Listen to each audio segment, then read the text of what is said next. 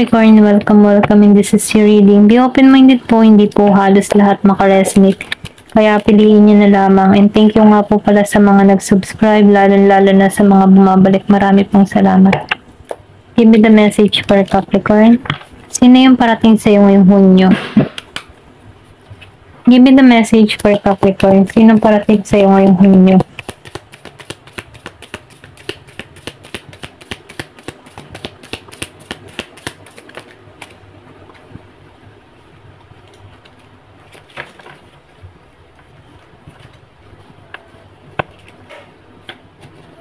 Give me the message for Capricorn. Sino yung parating sa iyong Hunyo? Meron ditong 8 of Wands. Meron ditong 5 of Swords.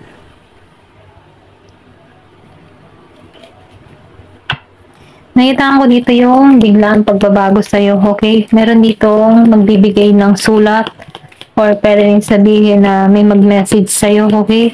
Gusto ng pagbabago, surrender na tong tao na to, sumuko na. Kumbaga, ayaw na nitong magmatigas pa. Kung meron ka man ditong tao na nakaalitan, person, or nakasama, no, nagkaroon kayo ng conflict dito, surrender na to, binababa na nito yung ego niya. Okay, kung meron ka man person dito na Gemini, Aquarius, and Libra, Aries, Leo, Sagittarius, yung iba naman sa inyo, meron kang mensahe na marireceive. Okay, meron dito magpapadala ng mensahe or meron kang package na marireceive, tawag, ayan.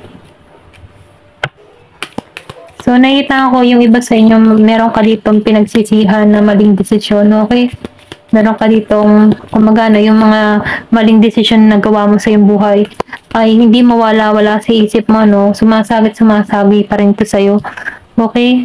Kumagana, ito yung sumisiksik sa kaisipan mo dito. Kumbaga, nahihirapan ka sa isang sitwasyon. Ito lang yung nakikita ko. Meron kang mga maling desisyon na ginawa na pinagsisihan mo. Meron din dito na yung tipo ng tao na pinik-advantage ka, okay? Kumbaga, nilapitan ka dahil meron siyang mapapala sa'yo. May ganun kang tao. Or pwede rin sabihin katrabaho, kaibigan. Yung pinik-advantage ka. Ayan, for granted, para makuha lang yung kagustuhan nila. Ito lang yung nakikita ko. Then, yung iba naman sa inyo, may recognition na magaganap. Meron kang anunsyo na marireceive or balita. And then, nakikita ko rin dito na sa yung spotlight, okay? Meron kang ma-achieve na mga pangarap or pwede rin sabihin matagal mo na itong gusto mangyari.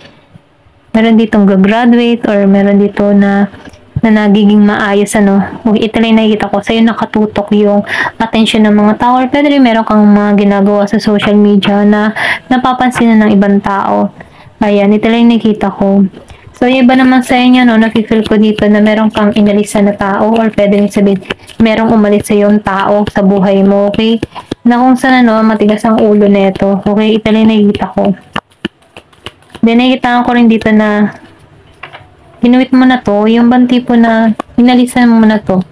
Kung ayaw mo makipagdealing dito, ito lang yung nakikita ko. Meron kang iniiwasan na tao. Then the Fool. So, nakikita ko dito, meron kang iniiwasan na tao kasi hindi kayo magkasundo ng tao nito. Masyado tong pabigla-bigla or pwede rin sabihin na hindi to, yung matibong hindi siya maingat, okay? Masyado siyang, kumbaga, no, inosente, okay? Inosente sa lahat ng bagay. Pwedeng naboboard ka sa ganun, okay? So, nakikita ko dito na inaalisan mo to, okay? Ito na yung nakikita ko. Sa iba sa inyo, no, hindi halos lahat. Meron ka ditong tao na naboboard kang kasama, parang hindi siya masayang kasama, ganun yung energy nito sa The Fool. And then, nakikita ko rin dito na hindi to nag-iisip, pabigla-bigla ng mga desisyon. Ayan. Ito lang yung nakikita ko. Pwedeng ikaw to, or pwedeng sabihin meron kang ganun tao, no? Hindi kang pabigla-bigla dito, hindi mo na pag-iisipan yung mga ginagawa dito. Okay. Ito lang nakikita ko. Ayan. Meron ditong Knight of Cups. Yung iba naman sa inyo, no? Nakikita ko dito na unti-unti mo na natutupad yung mga pangarap mo. Okay. Kumbaga, satisfied ka na sa mga excuse me. Satisfied ka na sa mga nagaganap sa buhay mo. Then nakikita ko rin dito na nagiging abundance ka sa mga ginagawa mo. Nagiging kang matagumpay. Ayan. Kumbaga, no, unti-unti mong natutupad yung mga pangarap mo dito. Or pwede din sabihin na meron ditong tao na nagmamanifest sa'yo, hinihiling ka neto. Okay? Ito lang yung nakikita ko. Ayan, tingnan pa natin dito. Give me the message. Meron ditong paghiling. Na kung saan, no, yung mga pangarap niya dito ay magkakatotoo. Ayan. Dream come true. Give me the message. Wait lang ha, inom lang ako.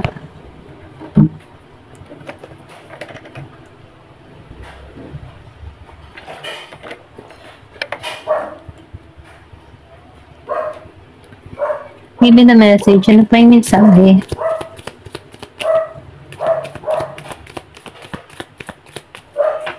Give me the message.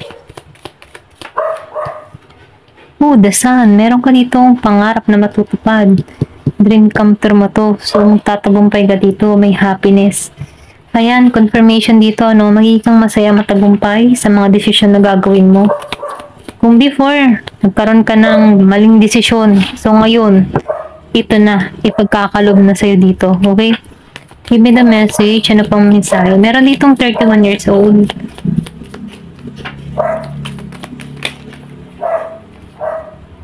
Excuse me po. Meron ditong lady na magiging matagumpay. Pwede ikaw to, no? Nagiging ka ng matagumpay sa sitwasyon mo. Or pwede rin sabihin malakas yung appeal mo, malakas yung attraction sa'yo, no?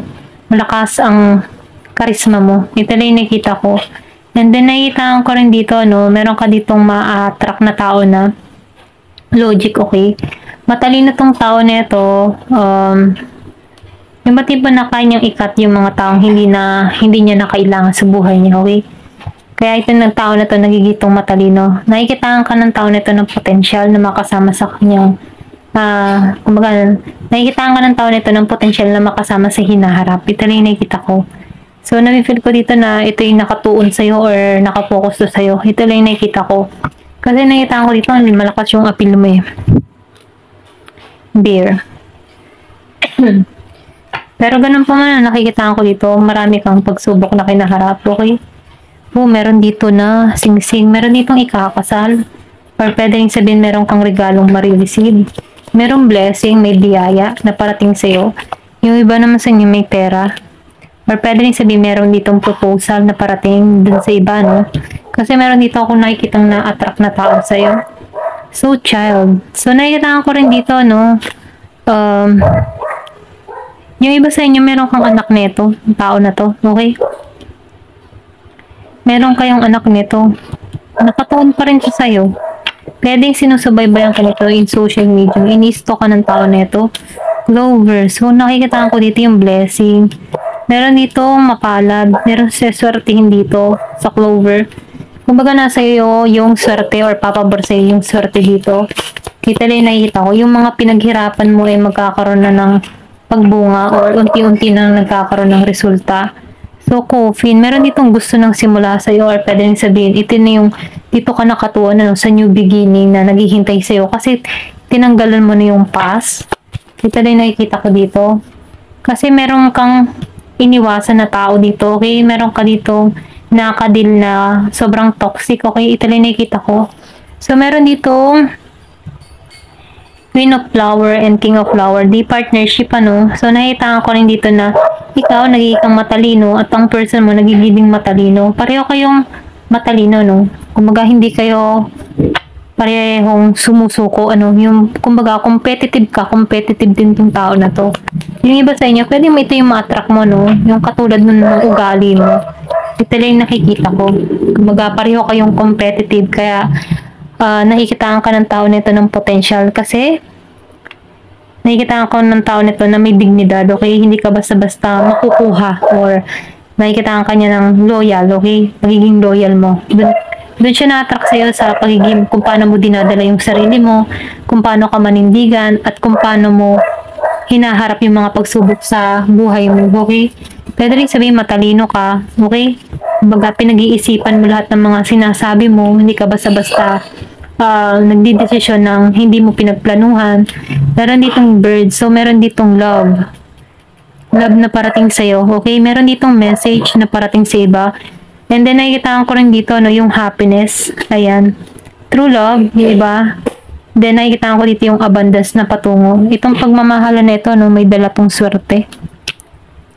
Ito lang yung nakikita ko. Pwede rin sabihin maangat na to sa buhay or pwede rin ikaw.